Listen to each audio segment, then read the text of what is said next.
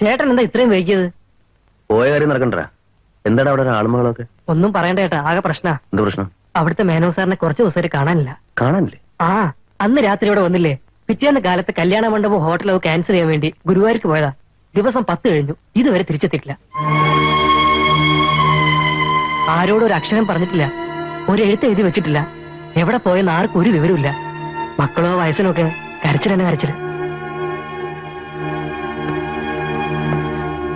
കല്യാണം മുടങ്ങിയതിന്റെ വിഷമം സഹിക്കാൻ വയ്യാണ്ട് നാടുവിട്ടതാവുമെന്നാ പറയുന്നത്. എന്തായാലും കഷ്ടമായിപ്പോയി. ഞാൻ പെട്ടെന്ന് കുളിച്ചേക്കാം. അപ്പോഴേക്കും നീ സാധനങ്ങളൊക്കെ പാക്ക് ചെയ്ത് വെക്കും. പാക്ക് ചെയ്യാനോ? എന്തിന്? നമുക്കിപ്പൊ തന്നെ സ്ഥലം വിടാം. പഴയതുപോലെ ടൗണിൽ എവിടെയെങ്കിലും ലോഡ്ജിലേക്ക് മാറാം. ചേട്ടൻ എന്തൊക്കെയാ പറയുന്നത്? എടാ കഴുതേ, അവിടെ ഒരാളെ കാണാതിരിക്കുക. ഇനി പോലീസ് വരും, പത്രക്കാർ വരും, അവരൊരു 100,000 ചോദ്യങ്ങൾ ചോദിക്കും. നമുക്ക് എന്തിനായി പൊല്ലാപ്പൊക്കെ? നല്ല ബെസ്റ്റ് ബുദ്ധി. ഹൗസ് ഓണറെ കാണാതായി. ഇടക്കാലത്ത് താമസിക്കാൻ വന്ന വാടകക്കാർ പെട്ടെന്ന് മുങ്ങി. നമ്മൾ രണ്ടാളകത്താവാൻ പിന്നെ ഒരു കാരണവും വേണ്ട. പത്രത്തിലൊക്കെ പടവും വരും. ശേഖരമേനോന്റെ തിരോധാനം, കോൺട്രാക്ടറും സഹായിയും അറസ്റ്റിൽ. നീ വെറുതെ പേടിപ്പിക്കാനാ? ചേട്ടൻ ഒരു കാര്യം ചെയ്യും, കുളിച്ചിട്ട് അവിടെ വരെ ഒന്ന് പോയി അവരെ ഒന്ന് സമാധാനിപ്പിക്കും. അതിലുണ്ടല്ലോ പ്രശ്നം. അതിലെന്താ പ്രശ്നം? എടാ നിനക്ക് അറിഞ്ഞൂടെ, ആരുടെയെങ്കിലും സങ്കടം കണ്ടാൽ അല്ലെങ്കിൽ ആരെങ്കിലും കരയുന്നത് കണ്ടാൽ ഒരു കാര്യമില്ലാതെ എന്റെ കണ്ണു നിറയും. കാണുന്നവർ വിചാരിക്കും ഭയങ്കര ഫീലിംഗ് ആണെന്ന്. ഒരു ഫീലിംഗും ഇല്ല, പക്ഷെ കണ്ണു നിറയും. കണ്ണു നിറഞ്ഞോട്ടെ, ഫീലിംഗ് ഇല്ലല്ലോ. ചേട്ടൻ എന്തായാലും അവരെ പോയി കാണണം.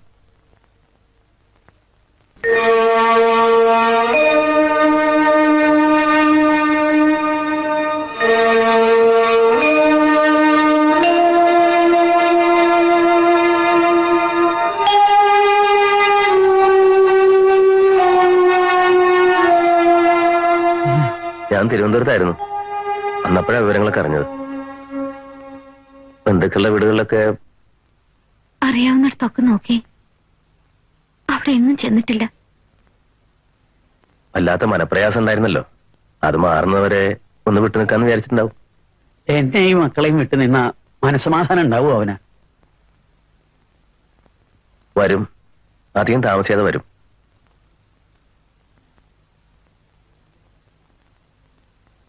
ഗോപി എന്ന ക്ലാസ്സിൽ പോയില്ലേ? ഇല്ല. എന്താ, പ്രീ ഡിഗ്രിക്ക് നമുക്ക് റാങ്ക് വാങ്ങിക്കണ്ടേ? അച്ഛൻ വരുമ്പോ ഞാനിവിടെ ഇല്ലെങ്കിൽ എനിക്കും വിഷമാവും, അച്ഛനും വിഷമാവും. ഇന്നലെയും കൂടി ഞാൻ സ്വപ്നം കണ്ടു, കുട്ടൂസേന്ന് വിളിച്ചോണ്ട് എന്റെ അടുത്തേക്ക് വരുന്നത്. എന്നിട്ട് കൈനിറച്ച ചോക്ലേറ്റും ലഡും ഒക്കെ തരുന്നത്.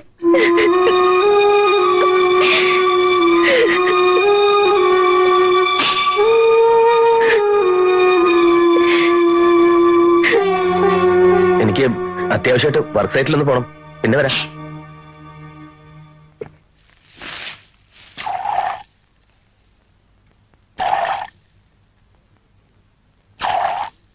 ഇവിടെ പറയും താനിങ്ങ് നോക്കി. അങ്ങനെയല്ല കറക്കുന്നേ. ഒന്നുകിൽ ദേ 2 വിരൽ ഇങ്ങനെ ചേർത്ത് പിടിച്ചിട്ട് ബലത്തില്, അല്ലെങ്കിൽ ദേ ഇങ്ങനെ പിടിച്ചിട്ട് മ്യാവ് മ്യാവ് പിഴിഞ്ഞെടുക്കുന്ന പോലെ. എന്നിട്ടും അഥവാ പാല് വരുന്നില്ലെങ്കിൽ താനിങ്ങ് മാറിക്ക് മറിയുന്നേ. ഇത് കണ്ടോ, ഈ മുലക്കടിയിൽ ഇങ്ങനെ 1, 2, 3 പ്രാവശ്യം ഇടിച്ചു കൊടുത്താലുണ്ടല്ലോ ചുരുത്തും. എങ്ങനെ ഇടിച്ചു കൊടുത്താലും 1.5 ലിറ്ററിൽ കൂടുതൽ പാല് ഈ പശുവിന് കിട്ടുമെന്ന് എനിക്ക് തോന്നുന്നില്ല. തങ്കപ്പന്റെ പരാതി കറക്റ്റാ സാറേ. പാല് കൂടുതൽ കിട്ടുമെന്നും പറഞ്ഞ് ദേവകിയമ്മ പറ്റിച്ചതാ. പറയാറായിട്ടില്ല പറയസേ. നല്ല കപ്പലണ്ടി പിണ്ണാക്കും പരുത്തിക്കുരുവും കൊടുത്ത് 2 ദിവസം ഇവളെ നമുക്ക് നിരീക്ഷിക്കാം. എന്നിട്ടും പാല് കൂടുതൽ തരുന്നില്ല എങ്കിൽ നടപടി എടുത്തു. ആ, താനൊന്ന് കറന്നേ. കറക്ക്. ഏടോ വിരലൊക്കെ ഇച്ചിരി വേദനയ്ക്ക് നല്ല ബലത്തിൽ കറക്ക്. കണ്ടോ, ഇപ്പൊ പാല് വരുന്ന കണ്ടോ? ആ സാർ, ഓ, ആ പരാതിക്കാരെ സാറിനെ കണ്ടിട്ടേ പോകുന്നുള്ളൂ. എടോ, ഞാൻ വേറൊരു പരാതി നോക്കിക്കൊണ്ടിരിക്കുകയെന്ന് തനിക്ക് കണ്ടാ മനസ്സിലാവില്ലേ? എനിക്ക് മനസ്സിലായി, പക്ഷെ അവർക്ക് മനസ്സിലാവില്ല. നാശം. അങ്ങനെ നിശ്ചയിച്ച കല്യാണം മുടങ്ങിയതോടുകൂടി ബുക്ക് ചെയ്ത മണ്ഡപവും ഹോട്ടൽ മുറികളും ക്യാൻസൽ ചെയ്യാൻ ശേഖരമേനോൻ ഗുരുവായൂർക്ക് പോയതാണ്. രാത്രിയായിട്ടും തിരിച്ചു വരാതായപ്പോൾ ബസ് കിട്ടാനിട്ടാണെന്നോ അല്ലെങ്കിൽ ഏതെങ്കിലും സുഹൃത്തുക്കളെ കാണാൻ പോയതാണെന്നോ. ഹലോ, അതെ, എസ് ഐ തന്നെയാ സംസാരിക്കുന്നേ. Dead body കിട്ടിയെന്നോ? എവിടെ വെച്ചാ കണ്ടത്? വേണ്ട വേണ്ട വേണ്ട, തൽക്കാലം മോർച്ചറിൽ തന്നെ കിടക്കട്ടെ. ശരി ശരി, ഏർപ്പാട് ചെയ്യാം. ബോഡി ഐഡന്റിഫൈ ചെയ്യാനുള്ള സുകുമാരമുള്ള സ്വാമി. മുളങ്കാവിൽ എസ് ഐ വിളിച്ചത്. അവിടുത്തെ ഏതോ തോട്ടിന്ന് ഡെഡ് ബോഡി കിട്ടിയെന്ന്. ആരുടെയാണ് സാർ? ആ കോട്ടൂരിലെ തല്ലുകേസിൽപ്പെട്ട് വെള്ളത്തിൽ ചാടി പയ്യനില്ലേ, അവന്റെ. ഓ, അത് ശരി. ഏതെങ്കിലും സുഹൃത്തുക്കളെ കാണാൻ പോയതാണെന്നോ മാത്രമേ കരുതിയുള്ളൂ. ഗുരുവായൂർക്ക് പോയ ശേഖരമേനോൻ പിന്നീട് തിരിച്ചു വന്നില്ല. നിർത്ത്. വെള്ളത്തിൽ ചാടി ചെറുക്കന്റെ കാര്യത്തിൽ ശേഖരമേനോൻ എങ്ങനെയാണോ കയറി വന്നത്? സാർ, ഇത് ഇവരുടെ പരാതിയാണ്. മനസ്സിലായി. ആ ശേഖരമേനോൻ പിന്നീട് തിരിച്ചു വന്നില്ല, അത്രയല്ലേ ഉള്ളൂ. ഡെഡ് ബോഡിയായി തിരിച്ചു വന്നവന്റെ കാര്യം ആദ്യം നോക്കട്ടെ. ഞാനും കുട്ടികളും മാത്രമാണ് വീട്ടില്. ഇവിടുന്ന് കാര്യമായിട്ടൊന്ന് ശ്രമിച്ചാ. ശ്രമിക്കില്ല എന്ന് പറഞ്ഞില്ലല്ലോ. വരട്ടെ, നോക്കാം.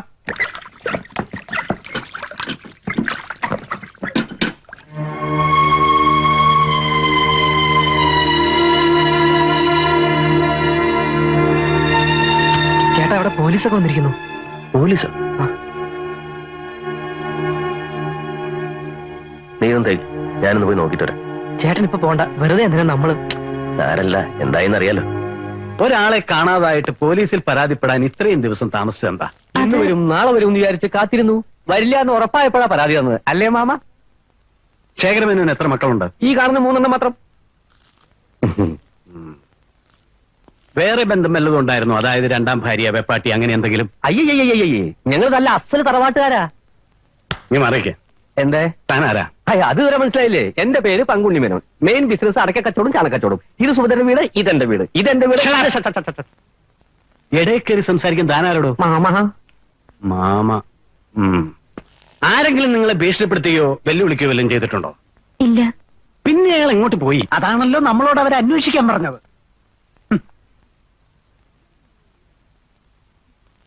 കല്യാണം മുടങ്ങിയത് നിങ്ങളുടെയാണോ? അതെ. കാരണം? ഇടയ്ക്കിടയ്ക്ക് ഇങ്ങനെ കല്യാണം മുടങ്ങി പോകണമെങ്കിൽ കാരണം എന്തെങ്കിലും ഉണ്ടാവണമല്ലോ. അച്ഛൻ ഇഷ്ടമില്ലാത്ത പ്രണയബന്ധം വല്ലതും ഉണ്ടായിരുന്നോ? ഇല്ല. പ്രണയിച്ചിട്ടേ ഇല്ല? പറയസേ സാർ, വിശ്വസിക്കാൻ ബുദ്ധിമുട്ടാണ്. വളരെ ബുദ്ധിമുട്ടാണ് സാർ. ഒന്ന് വരൂ. കാണരുതാത്ത ചുറ്റുപാടിൽ നിങ്ങളെ ആരെങ്കിലും അച്ഛൻ കാണാൻ ഇടയാവുകയോ അതിൽ മനം നൊന്ന് നാടുവിടാൻ തോന്നുകയോ അങ്ങനെ വല്ലതും? സത്യം പറയണം. കുറെ കൂടെ മര്യാദയാവാൻ സംസാരത്തില്. സാർ, ഇതൊരു കുറ്റവാളിയുടെ വീടല്ല. ജീവന് തുല്യം അവർ സ്നേഹിക്കുന്ന അവരുടെ അച്ഛനെയാണ് കാണാതായിരിക്കുന്നത്. നിയമത്തിന്റെ വഴിയിലൂടെ അദ്ദേഹത്തെ എങ്ങനെയെങ്കിലും കണ്ടുപിടിക്കുന്നതിന് പകരം വൃത്തികെട്ട ചോദ്യങ്ങൾ ചോദിച്ച് അവരെ കൂടുതൽ വേദനിപ്പിക്കുകയാണോ വേണ്ടത്? ഒരു പോലീസ് ഉദ്യോഗസ്ഥൻ എന്ന് പറഞ്ഞാൽ പൊതുജനങ്ങളുടെ സേവകനായിരിക്കണം, സുഹൃത്തായിരിക്കണം, ശവത്തിൽ കുത്തുന്നവനായിരിക്കരുത്.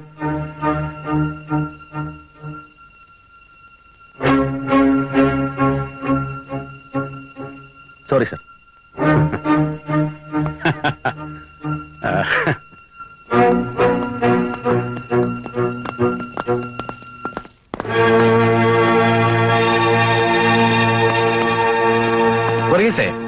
സാർ, നമ്മളിപ്പോ വന്നത് ആ ശേഖരമേനോന്റെ കേസ് അന്വേഷിക്കാൻ.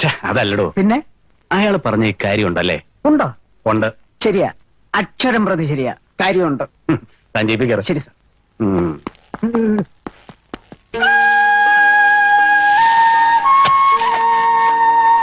ശേഖരേട്ടന്റെ വല്ല വിവരമുണ്ടോ മൂത്താരെ?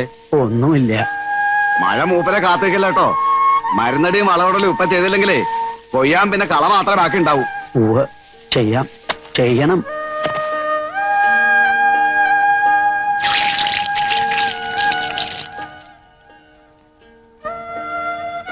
എന്താ ചെയ്യ? വിള നശിച്ചു പോവില്ലോ മോളെ. ആരോടും കടം വാങ്ങിയ ശീലവുമില്ല. ഗോപികയുടെ ഫീസും കൊടുത്തിട്ടില്ല. പലചരക്ക് കടയിലാണെങ്കിൽ കാശ് ഒരുപാടായി. പിന്നെ പാല്, പേപ്പർ. എന്റെ ഫീസൊന്നും സാരില്ല ചേച്ചി. തൽക്കാലം കോളേജിൽ പോയില്ലാന്ന് വെച്ച് ഒന്നും വരാനില്ല. ആരാ പറഞ്ഞേ ഒന്നും വരാനില്ലെന്ന്? അച്ഛന്റെ പെട്ടിന്ന് ഒപ്പിട്ടൊരു ചെക്ക് ലീഫ് കിട്ടി മുത്തച്ഛ. ബാങ്കിൽ പോയി നോക്കിയാലോ എന്ന് ആലോചിക്കുക. എങ്കിൽ മുത്തശ്ശൻ പോവാൻ മോളെ. അത് ചെക്ക് ലീഫിൽ തുക എഴുതിയിട്ടില്ലല്ലോ. അക്കൗണ്ടിൽ എത്ര രൂപയുണ്ടെന്ന് ചോദിച്ചിട്ട് വേണം തുക എഴുതാൻ. ഞാൻ പോന്നാ നല്ലത്.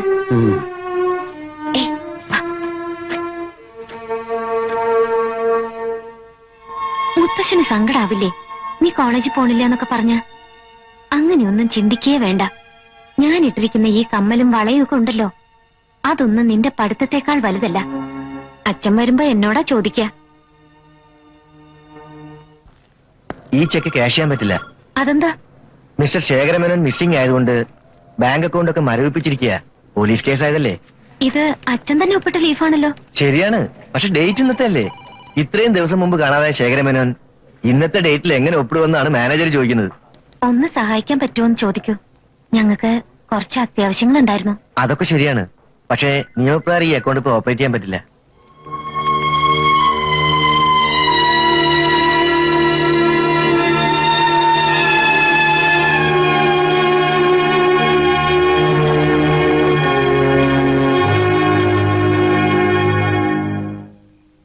രാമനെ വേറിട്ടു ജീവിച്ചു ഞാനിനി ഭൂമിയിൽ വാഴെന്നതില്ലെന്നു നിർണയം.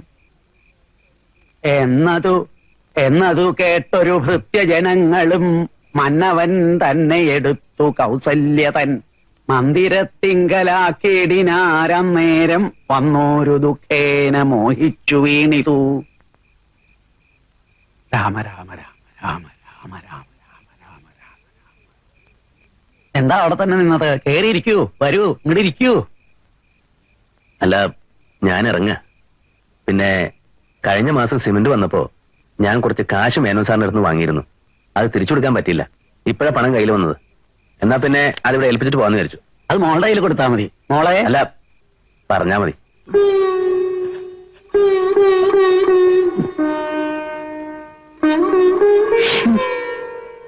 ഞാൻ പിന്നെ വരാം.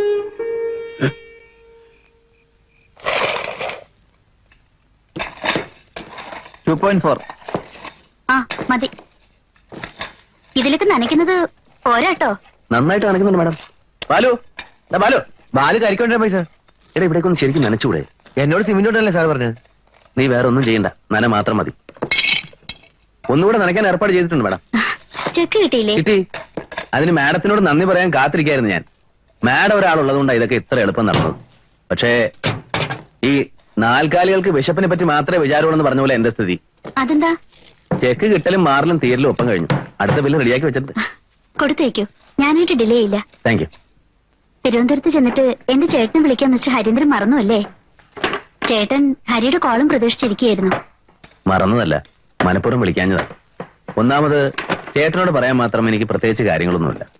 മാഡം ഡിപ്പാർട്ട്മെന്റ് എഞ്ചിനീയർ, നമ്മൾ തമ്മിൽ ഒരുപാട് അകലമുണ്ട്. തന്നെയുമല്ല, മാഡത്തിന്റെ ചേട്ടൻ എന്നെ ഹോട്ടലിൽ വന്ന് കാണുക എന്ന് പറഞ്ഞാൽ പിന്നെ അത് മതി, അഴിമതിന്നും കൈക്കൂലും എന്നൊക്കെ പറഞ്ഞുണ്ടാക്കാൻ. എല്ലാം കൂടെ ആലോചിച്ചപ്പോ നമ്മളിങ്ങനെ എഞ്ചിനീയറും ഒരു സാധാ കോൺട്രാക്ടറായിട്ട് നിന്നാ മതിയെന്ന് തോന്നുന്നു. അതിനും ഇനി ബുദ്ധിമുട്ടാണ്. ട്രാൻസ്ഫറിനുള്ള പ്രഷർ തുടങ്ങിയിട്ട് കുറെ നാളായിരുന്നു. ഈ നാട്ടിൽ നിന്ന് പോകാൻ വെറുതെ ഒരു മടി.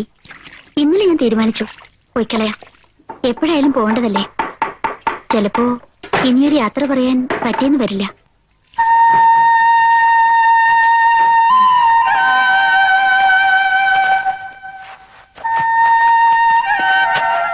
എന്റെ ഹൗസ് ഓണറിന്റെ മോളാണ് ദേവിക അല്ലേ? അതെ. ബാലു പറഞ്ഞിട്ടുണ്ട്. എഞ്ചിനീയറാണ്. ഹലോ, കാണാൻ കഴിഞ്ഞതിൽ സന്തോഷം. വരട്ടെ.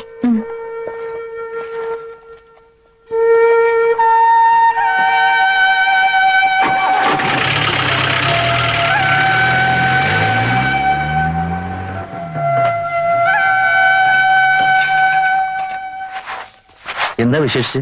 രാവിലെ കാണാന്ന് വിചാരിച്ച് ചെന്നപ്പോഴേക്കും നിങ്ങൾ ഇങ്ങോട്ട് പോന്നു. അതെ, ഇന്ന് നേരത്തെ പോന്നു. ഇൻസ്പെക്ഷൻ ഉണ്ടായിരുന്നു. ഇന്നലെ മുത്തശ്ശനെ ഏൽപ്പിച്ചതാ. നിങ്ങൾ അച്ഛൻ്റെന്ന് വാങ്ങിയതാന്നല്ലേ പറഞ്ഞത്? അച്ഛൻ വരുമ്പോ കൊടുത്താ മതി. അല്ല, ഇതവിടെ ഇരുന്നോട്ടെ. വേണ്ട. ഒന്നാമത് കോൺട്രാക്ടർ എന്തെങ്കിലും തരാനുണ്ടെന്ന് അച്ഛൻ ഞങ്ങളോട് പറഞ്ഞിട്ടില്ല.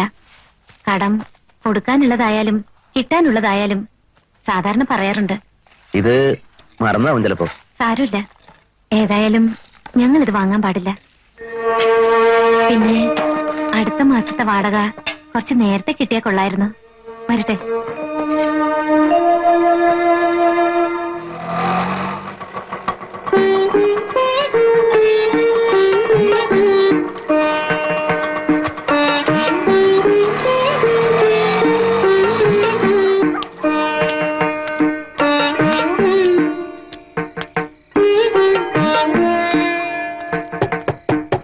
മോളെ, മോൾ. അച്ഛാ,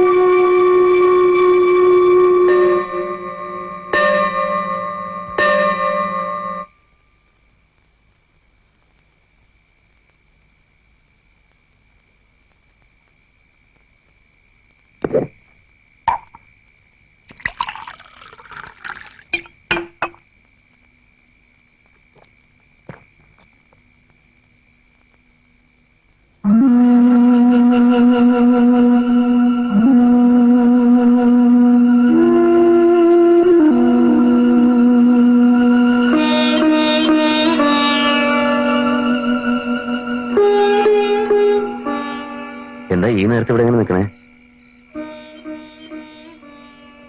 ശേഖരൻ വന്ന പോലെ ഒരു തോന്നൽ.